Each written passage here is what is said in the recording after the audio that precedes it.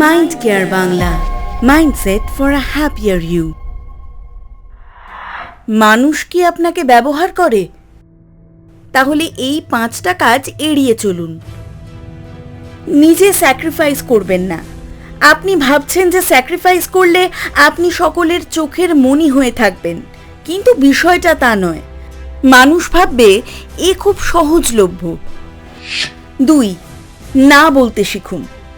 ইচ্ছে করছে না, বলুন করব না। পারবেন না তাই তো? বলুন করব না। এখন আপনার একটা না বলাতে সে যদি আপনার উপর ক্ষেপে যায়, আপনার এতদিনের হ্যাঁ বলাগুলো সব ভুলে যায়, তার কাছে আপনি খারাপ হয়ে যান, তাহলে বুঝবেন তার কাছে আপনি খারাপই ছিলেন। আপনাকে ব্যবহার করা হয়েছে, তো তার কাছে আর ভালো হওয়ার চেষ্টা করবেন না। 3.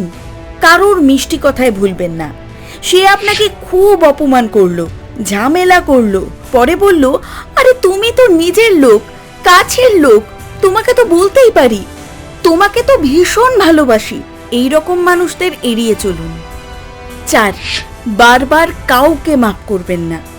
একবার মাফ করেছেন, দুবার মাফ করেছেন, বারবার করবেন না।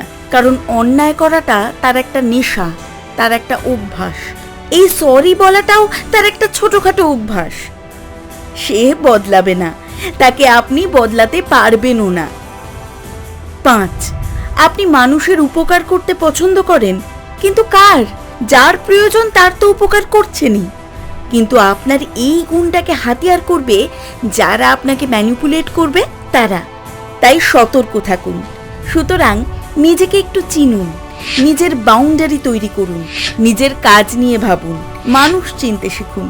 তবেই মানুষ আপনাকে ব্যবহার করার সুযোগ পাবে না। আত্মবিশ্বাসী হন।